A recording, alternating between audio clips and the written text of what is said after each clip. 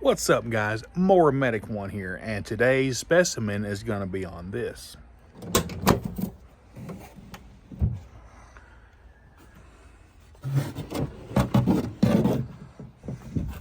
It's going to be on a little Boland's by MTD little string trimmer, and I have got a lot of requests from you guys wanting to know the best procedure for replacing fuel lines, and I've got the perfect candidate for that video right here.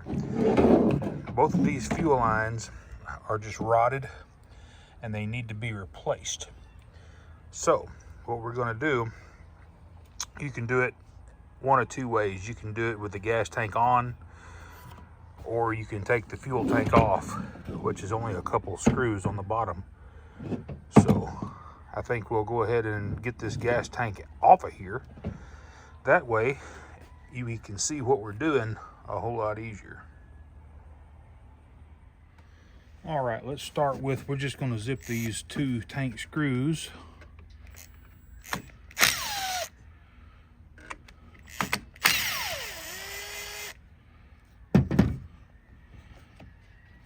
Off of here.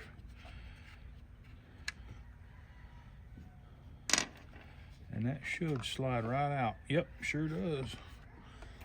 I'm gonna go ahead and just snip this off. That way we can have it loose. I'm gonna go ahead and take that carburetor piece of fuel line off of there. And let's open this up.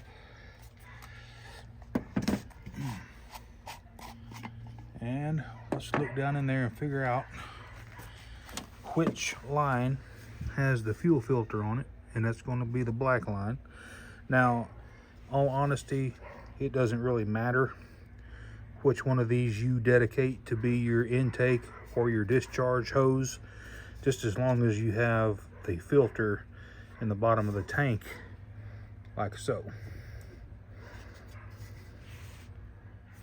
Now I'm going to reach in here with a pair of hemostats and pull this line on out of here.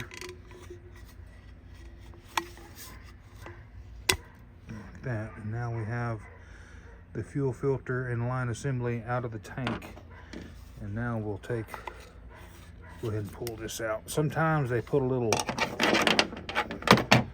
duckbill or something in the line. Yeah, there's not really a duckbill, but a connector. All this does, it absolutely doesn't do anything. All it does, in my opinion, is it just keeps the fuel line from pulling back up through the tank here. You don't have to have this little guy, but we'll put it back for video sake. As you can tell, both of these holes are the same size. And what we're going to do, we're going to use a product called Tygon, and it's going to be from HIPA, which is a pretty good manufacturer of aftermarket parts for 2 cycles. And this kit, and I'll try to remember to put a link in the description below, this has your 3 different sizes of the most common fuel lines, and I think there's 3 or maybe 4 foot of each size in this little HIPA kit. So obviously the smallest stuff is not going to work because it just goes in there without any problem at all. You want that fuel line to go down in that fuel tank with some resistance. And let me show you a trick how to get it in there without pulling all your hair out. So it's actually got 4 different sizes in this kit, which is awesome. You have the smallest. Now, I don't remember the diameters of these lines, but what it is, you have 2 lines with the outer diameter the same. These 2 right here. The inner diameter is what's different. Then you have a bigger diameter here. We're going to use the diameter with the smaller hole right here.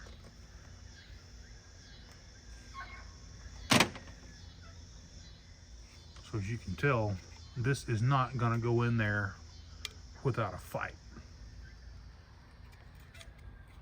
So what I'm going to do is I'm literally going to take me a pair of side cutters here, and I'm going to split this line right down the middle, about however long it needs to be to get it down in the tank and you to be able to pull it back up through. So do, you know, 6-8 inches maybe. You'll waste a little bit of fuel line doing this, but it sure makes it easy to get it installed. All right, so we've got our line split down the middle. Now check this out. It's going to make it a breeze to poke down in here. Let's go ahead and make this one our fuel line that has the fuel filter on the end. See, now that right there is in there, but now you have to take your hemostats and we're going to pull gingerly this line through.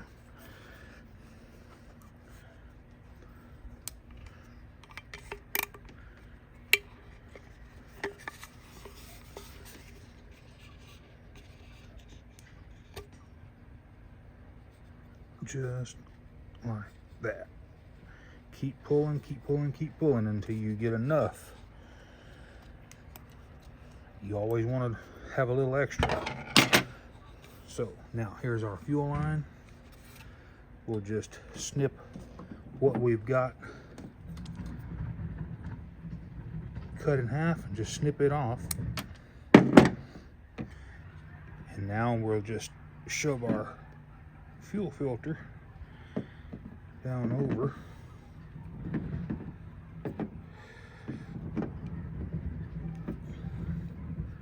Get that on there all the way up, because you don't want this to move. You want that fuel line all the way butted up against the filter media. Let me get that for you and I'll show you here in just a second. Should look something like that right there. Now I'm just reusing this old fuel filter. There's absolutely nothing wrong with it. If you want to put a new one on there, you can. Now what we need to do,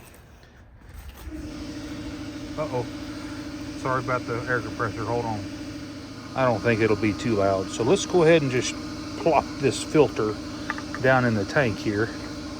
Obviously that's going to be too much line down in there, but we can cure that by pulling this line right here until you have all the slack taken out, and then the fuel filter is on the bottom just like that. Now to gauge how much you want to cut off of this line, you can use your old one and just kind of put it up there and measure it. So you know you're going to want to cut this line off of, you know, a little bit more than that right there. Like I say, a little bit more than you need will save you a headache, because you can always trim this off. Now, same procedure for the other fuel line, and the only thing that this one does is the return line for the carburetor primer bulb system. So we've got it fed out through. We're going to put our little stopper on there, and then we'll just pull it through until it butts up against the inside of the tank, just like that. Now to figure out which line goes to your carburetor, I'll zoom in here and show you guys. Now you have a inlet and an outlet. If your primer bulb has any fuel in it at all, you'll see the gas being pushed out here. So you know without a shadow of a doubt that the inlet line with your filter is going to go here, and this one is the discharge back to the tank. Let's go ahead and reinstall the gas tank.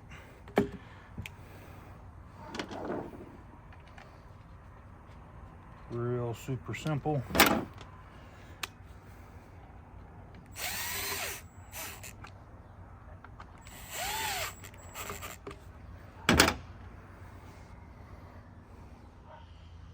So we have our discharge line here. As you can tell, we're just a little bit long, but that's all right. We can snip it off, cut it off. Just kind of measure it there. That should be about right there. And then we'll slip it on the carburetor. What you don't want to, you want to avoid making a kink right here, basically. So the last one is the fuel filter side, and it should be about the right length.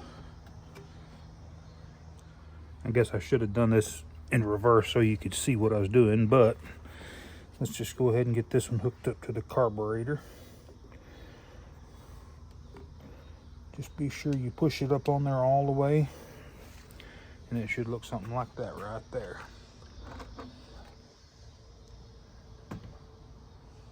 Guys, your fuel lines are installed. Quick and easy. Got a little gas poured in it. Let's just see if it'll prime up, and we'll do a cold start real quick.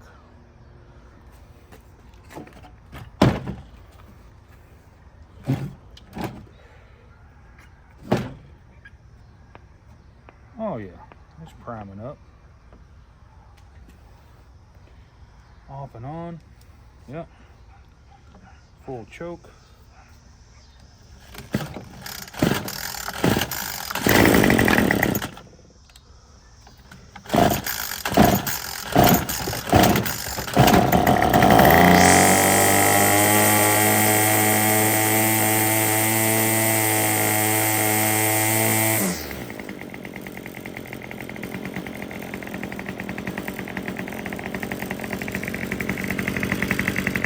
Sounding little old machine.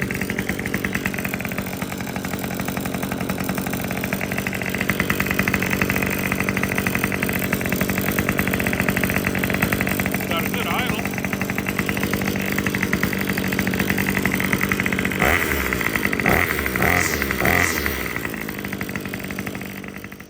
That dude run pretty good. Hey, listen, we got that little old Bolin's going one more time, and hey, if this content helped you out, and I know it did on this video, give me a thumbs up and smash that subscribe button. And while you're there doing that, go ahead and click that bell so that you get all of my new videos. Y'all have a good rest of your week. More Medic One.